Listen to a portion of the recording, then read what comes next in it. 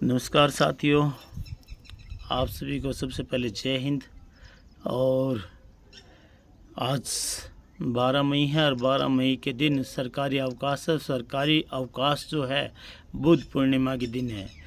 तो as a educator मैं सोचता हूँ कि जो भी महापुरुष, जिस भी महापुरुष के संदर्भ में आपको छुट्टी मिले तो उसके विषय में हमको पता होना चाहिए कि उन्होंने इस दुनिया में आकर ऐसा क्या इतिहास रचा, ऐसी क्या रचनाएं रची, ऐसे के क्या कार्य किए जिसकी वजह से आज हम लोग जितने भी महापुरुष हुए, किसी भी धर्म में हुए, किसी भी देश में हुए हों, तो हमें उनके बारे में जानने का अवसर जो है ये मिलता है। उस दिन ब्रेक होता है और हम उनके बारे में पढ़ें।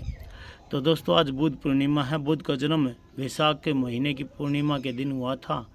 तो इस दिन बुद्ध का जन्म माना जाता है कि बुद्ध का जन्म हुआ था। बुद्ध का अगर मैं आपको रियल नेम बताऊं तो सिद्धार्थ इनके बचपन का नाम था और पिता का नाम शुद्धोधन था, माता का नाम महामाया देवी था।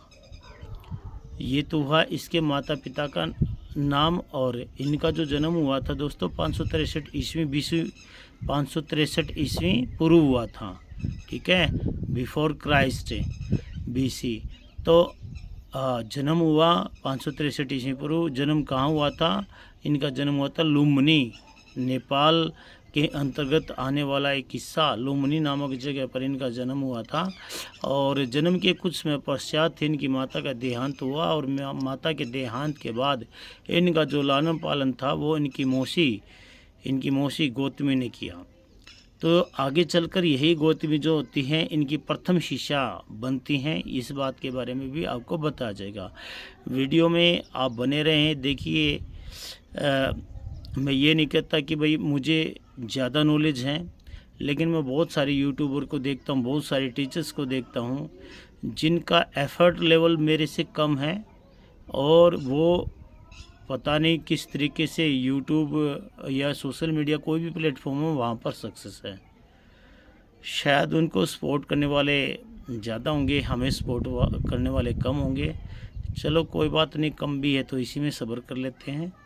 और ये तो प्रकृति तय करेगी, परमात्मा तय करेगा कि हमें इसमें सफलता मिलेगी या नहीं मिलेगी। फिर भी जिस दिन मिलेगी उस दिन आपको डिजिटल बोर्ड स्मार्ट बोर्ड जो आजकल चल रहा है कि फैशन आ गया है कि टीचर्स को मेहनत नहीं करनी पड़ती, लिखना नहीं पड़ता। हमारे हाथ जो होते हैं चौक से घिस जाते हैं, चौक से कपड़े ख़राब हो जाते हैं। आज टीचर्स PPT पूरी की पूरी PDF उनके प्रेजेंटेशन पूरी उन्हें इनबिल्ट होती है, अपने PDF बनवाते हैं और स्लाइड के माध्यम से कुछ लिखना नहीं पड़ता, उसी में एक्सप्लेन कर देते हैं। कहीं से कॉपी करे, कहीं से क्या करे, वो सक्सेस है। हम जैसे टीचर्स जो एफर्ट लगाते हैं, अपना पूरी कोशिश करते हैं कि भाई एज ए टीचर्स आपको भाई बच्चों को नॉलेज होनी चाहिए कि बच्चा आपसे कॉन्फिडेंस होकर सीखे और कॉन्फिडेंस में टीचर पढ़ाए। तो दोस्तों, जन्म 563 ईस्वी में लुम्बिनी नेपाल में हुआ था और पिता का नाम शुद्धोधन और माता का नाम महामाया था। जन्म के कुछ समय पश्चात इनकी माता का देहांत हुआ और इनका लालन पालन पोषण जो किया इनकी मौसी ने किया, जिसका नाम गौतमी था। तो ये तो हुआ जन्म का हिस्सा।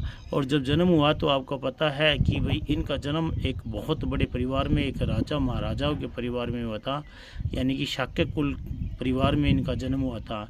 और दोस्तों, लाइट ऑफ एशिया के नाम से भी महात्मा बुद्ध को जाना जाता है। ये बहुत बार क्वेश्चन पूछा जाता है कि light of who known is the light of Asia. तो Gautam Buddha known as light of Asia. तो कुछ समय बाद, मृत्यु होने के बाद, कुछ समय के बाद इनके पिताजी जो इनकी माता की मृत्यु के बाद बड़े बड़े विद्वानों को बुलाते हैं, जिसमें एस्ट्रोलॉजर होते हैं यानी कि ज्योतिषी होते हैं, आते हैं। वो देखते हैं बच्चे की कुंडली वगैरह, बच्चे की हस्तरेखाएँ वगैरह देखते हैं और कहते हैं कि महाराज क्षमा कीजिएगा, हमें यह लगता है कि आपका बेटा बड़ा होकर एक बहुत बड़ा मॉन्क यानी कि भिक्षु बनेगा। इनके पिता शुद्धोधन को बड़ा गहरा आघात लगता है कि ऐसा कैसे हो सकता है कि एक राजा का बेटा राजा नहीं बने और राजा का बेटा भीख मांगने वाला बनेगा, तो मेरा जो होगा, मेरी प्रजा में जो हमारी छवि है, हमारे कुल का क्या होगा। तो इसी बात को देखते हुए तो शुद्धोधन ने उन एस्ट्रोलॉजर से पूछा क्या कोई इसका उपाय भी है कि हमारा बेटा इस से बच जाए तो इसके तुरंत बाद कुछ समय बाद ज्ञानी लोग जो उस समय थे उन्होंने कहा कि भाई अगर आपका बेटा इस जो भिक्षु की जो श्रेणी में जाने वाला है बड़ा होकर एक ही वजह से बच सकता, वो ये है कि भाई इसके सामने कोई भी किसी प्रकार का दुख ना आए, इसके सामने कोई भी ऐसी सिचुएशन ना आए जो इसके मन पर एक प्रभाव छोड़ जाए और इसे महसूस हो कि तकलीफ़ क्या होती है। लेकिन दोस्तों कहते हैं कि समय बदलता है और समय बदलता है तो समय बदलने के साथ साथ सिचुएशन जो प्रकृति ने तय की है वही क्रिएट होती है, और ऐसा ही हुआ। महात्मा बुद्ध का विवाह 16 साल की उम्र में हुआ। इनका विवाह हुआ एक यशोधरा नामक युवती से जो बड़ी सुंदर और सुशील गुणों वाली महिला थी, और जब तक राजकुमार सिद्धार्थ भी बड़ा सहनशील, योग्य और सुंदर राजकुमार हुआ करता था। और इनका विवाह जल्दी करने का एक ही वजह थी, एक ही कारण था कि ये जल्दी से गृहस्थ जीवन में चले जाएं, गृहस्थ जीवन के बारे में इनका अनुभव हो जाए, ताकि ये आगे चलकर किसी भी भिक्षु यानी कि मॉन्क की श्रेणी या मॉन्क ना बने। तो इनका विवाह हो जाता है। इनके पुत्र का नाम राहुल रखा जाता है। और दोस्तों 29 वर्ष की उम्र में जब एक समय ये प्रजा में इनके पिता ने खास बात ये रखी हुई थी, प्रजा के अंतर्गत अपने जितने भी उनके सलाहकार थे उनको एक बात बताई हुई थी कि जब भी राजकुमार सिद्धार्थ बाहर निकले, बाहर कहीं भी जाए, तो उनके सामने कोई भी ऐसी सिचुएशन नहीं आनी चाहिए जिससे उनके मन पर कुछ प्रभाव पड़े। उसको जनता जो नज़र आए खुश नज़र आ जाए, खुश नज़र रहे हमेशा, ताकि उस पर कुछ गहरा प्रभाव ना पड़े। दोस्तों कहानी इतनी नहीं है, अगर आप स्किप करके जाओगे तो पूरी बातों को नहीं सुन पाओगे। प्लीज़ आप सुने, और मैं इस तरीके से बता रहा हूँ ताकि आप लोग भी और किसी को ये चीज़ें बता सके। और आपको पहले से पता है तो सलाम, आपको सैल्यूट है। तो दोस्तों इसके बाद होता क्या, इसके बाद जो होती सिचुएशन, एक दिन वह कंतक नाम इनका प्रिय घोड़ा था। कंतक एग्ज़ाम में कई बार प्रश्न पूछा गया है, ये मैंने पढ़ा है कि भाई जो महात्मा सिद्धार्थ गौतम या महात्मा बुद्ध, उनके प्रिय घोड़े का क्या नाम था जब वो राजकुमार थे। तो मैंने आपको पता कंथक घोड़ा था, और इनका एक सारथी था छन्ना नामक सारथी। तो 29 वर्ष की उम्र में ये घर से निकल पड़ते हैं ज्ञान की प्राप्ति के लिए। निकल क्यों पड़ते हैं, जब एक दिन ये अपने सारथी के साथ और अपने प्रिय घोड़े पर बाहर घूमने के लिए गया हुआ, तो इनके सामने एक बीमार व्यक्ति, एक अर्थी पे लेटाया गया एक व्यक्ति, एक बुजुर्ग व्यक्ति और एक मोंक इनको नज़र आया। जब इसने उन लोगों को देखा, रोते हुए लोगों को देखा, बीमार व्यक्ति को देखा, तो उसने कहा कि भाई जब सबसे पहले जो घटना इनके मन में ज़्यादा प्रभावशाली हुई वो ये हुई कि भाई जब इन्होंने मरे हुए व्यक्ति को देखा और उनके परिवार को विलाप करते हुए देखा, तो वो पूछा कि ये क्या है अपने सारथी से। सारथी ने कहा कि ये जीवन का सच है, इस व्यक्ति ने अपने प्राण त्याग दिए हैं, इसका इस दुनिया से कोई नाता नहीं है, और ये इसके दुख में, इसके जाने के दुख में ये विलाप कर रहे हैं, ये रो रहे हैं। तो इस बात से बड़ा प्रभाव पड़ा, इम्पैक्ट पड़ा। और थोड़ी से समय के बाद इनको फिर एक मोंक नज़र आया जो अपनी मस्ती में चला हुआ, अपनी मस्ती में धुन में, जिसको दुनियादारी की फ़िक्र नहीं। बोला कि ये कौन, कहा कि महाराज ये एक सारथी है। ये सारथी ने कहा महाराज ये एक भिक्षु है जो मांग कर इधर उधर मांग के अपना गुजारा करता है और लोगों को सलाह देता है कि भाई जीवन क्या है। इस बात का भी उसको गहरा प्रभाव पड़ा कि एक व्यक्ति ऐसा कि परिवार जाने के बाद दुनिया जैसे उनकी दुनिया ही उजड़ गई हो, विलाप कर रहे हैं। दूसरा ये है कि एक अपनी दुनिया में ही मस्त है, उसे कोई परवाह नहीं है दुनियादारी की, क्या चल रहा है क्या नहीं चल रहा। तो 29 वर्ष की उम्र में दोस्तों याद रखना, 29 वर्ष की उम्र में बिना किसी से परमिशन लिए, बिना अपनी पत्नी और बेटे या पिता से परमिशन लिए बिना ही वो घर से निकल जाते हैं अपने प्रिय घोड़े कंथक और अपने प्रिय सारथी छन्ना के साथ है। और जाने के बाद रास्ते में से वो उनको वापस भेज देते हैं और ज्ञान की प्राप्ति के लिए बैठ जाते हैं।